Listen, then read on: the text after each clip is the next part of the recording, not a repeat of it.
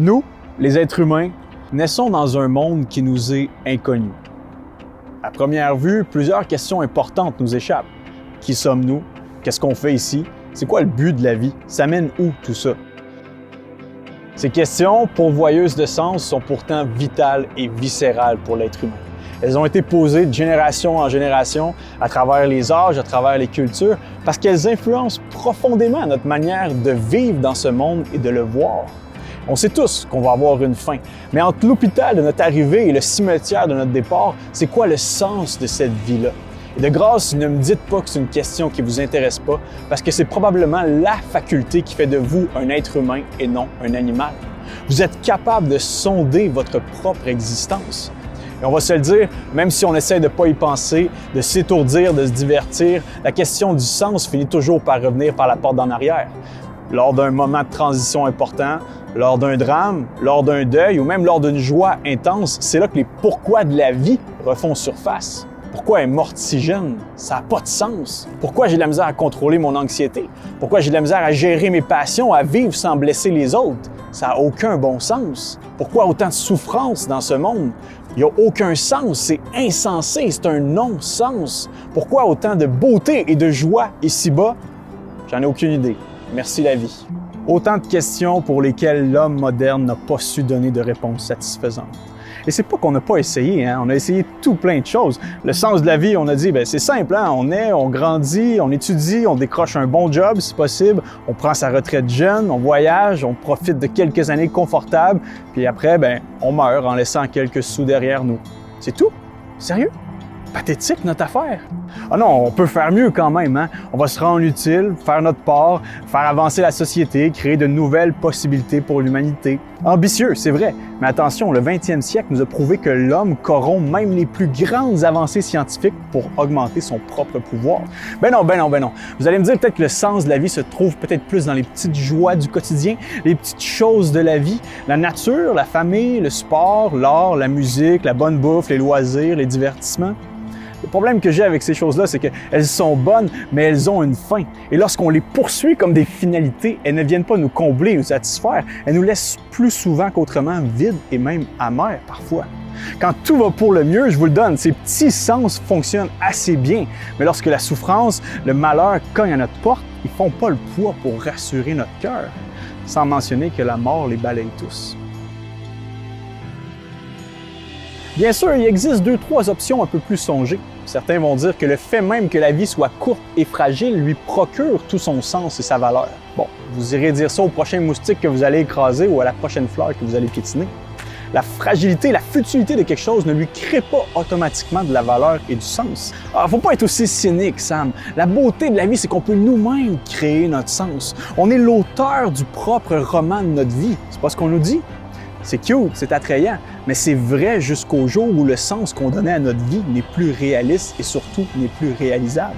Nos envies et notre interprétation du monde ne régissent pas la façon dont le monde est en lui-même. On peut essayer de toutes nos forces de croire que les grizzlies sont des gros nounours chaleureux qui aiment ça se faire flatter, ou que la gravité c'est le plus grand complot de l'univers puis on peut arriver à voler comme Superman si on veut, mais ça va pas vraiment fonctionner pour autant.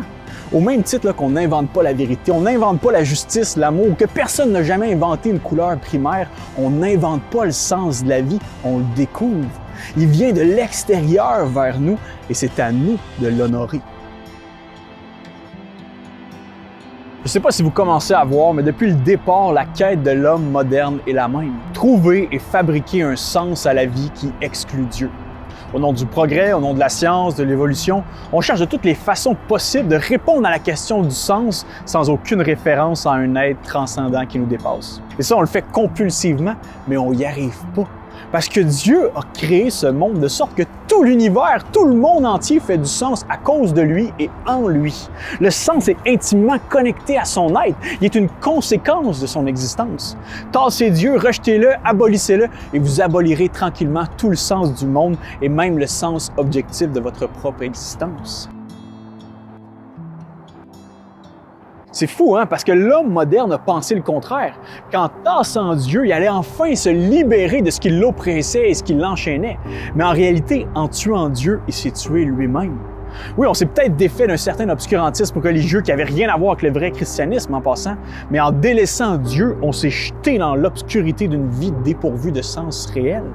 Sans aucune référence à Dieu, on finit par dire, comme Jean-Paul Sartre, l'homme est une passion inutile. Il est le sous-produit accidentel de la nature, une étincelle qui vient et qui repart aussi vite. La mort est sa seule certitude.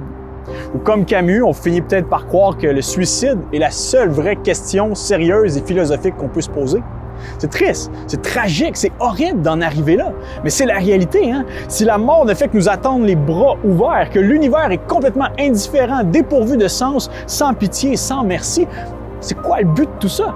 Sans Dieu, sans éternité, sans vie après la mort, sans intention derrière ce monde-ci, la vie n'a pas vraiment de sens, pas de poids réel, de signification objective. L'existence de l'être humain n'est pas plus significative que l'existence d'un 2x4 ou d'un cratère sur Mars. Tout ce qu'on fait dans cette vie, au fond, est semblable à quelqu'un qui essaie de réorganiser sa maison alors qu'elle est déjà en train de brûler. Et vivre comme ça, c'est mourir avant la fin. C'est le début de la mort dans l'âme. Et c'est bien le cas actuellement. L'Amérique pleure son non-sens. Si notre vie n'est bonne que pour le cimetière, la décomposition et que le néant total est la seule issue pour nous et pour notre monde, eh bien le désespoir, l'angoisse, le découragement deviennent soudainement nos meilleurs amis. Peut-être vous m'écoutez depuis le début puis vous vous dites « Mais attends une minute, là. Moi, je suis pas nécessairement croyant, je crois pas en Dieu, je suis pas très religieux comme personne, mais ma vie est quand même pleine de sens. J'en doute pas un seul instant. J'ai pas de misère à croire que votre vie a du sens, même peut-être plus que vous pensez. Mais si elle en a, c'est malgré votre athéisme et votre incroyance, pas à cause d'eux. Le fait que quelqu'un puisse nier l'existence de Dieu, se cacher de lui et continuer d'avoir une vie significative ne fait que prouver que ses croyances athées sont fausses. Un peu comme si quelqu'un décidait de nier l'existence de l'oxygène, elle continuerait quand même à en bénéficier et à respirer parce que l'oxygène existe. Ce monde est bourré de sens et de valeurs parce que Dieu existe. La vie vaut la peine d'être vécue parce que Dieu existe. On a beau nous dire que ce monde n'est qu'une mauvaise blague, on a quand même l'impression qu'il y a plus que ça. On n'a pas assez de foi pour croire que rien a tout produit, que le hasard a créé l'univers, que le désordre produit l'ordre, que l'impersonnel a spontanément généré le personnel, que nos vies sont inutiles et insensées et tout ce qui nous reste, c'est le chaos et la déprime. Et même si on arrive à le croire intellectuellement, on n'arrive pas à le mettre en pratique. On se refuse de vivre comme si toutes nos actions, tout l'amour du monde et tout le génie humain sont destinés à disparaître dans la vaste mort du système solaire, comme le prétend le philosophe athée Bertrand Russell. Il doit y avoir une réponse pourquoi le soleil brille tous les matins. Il doit y avoir une raison pourquoi les étoiles scintillent la nuit. Il doit y avoir une raison pourquoi les enfants naissent et grandissent, pourquoi la vie fait bien les choses, pourquoi le printemps revient toujours, pourquoi les oiseaux chantent à l'aube. Il doit y avoir une raison pourquoi l'amour existe, pourquoi moi-même j'existe. Quelque part dans l'univers, la vie doit avoir un sens, une direction, une intention. Et parce qu'une intention vient toujours de quelqu'un et non de quelque chose, il doit nécessairement y avoir un grand chef d'orchestre derrière les rideaux. Dieu. Le sens de la vie ne vient pas de notre être intérieur, ni même d'un univers vide. Le sens peut seulement venir d'un créateur personnel et transcendant, Dieu. Il est l'origine du sens de la vie, en fait, parce qu'il est le commencement de toute chose créée. Tout dans l'univers porte l'empreinte de sa personne, et particulièrement l'homme et la femme. Il nous a créés à son image, afin qu'on le connaisse, afin qu'on l'aime et afin qu'on vive sous lui, avec lui. Au fond, on peut dire que Dieu est l'ultime finalité pour laquelle on est sur Terre. Le but principal de la vie de l'homme est de glorifier Dieu et de trouver en lui son bonheur éternel, souligne à merveille le catéchisme de Westminster.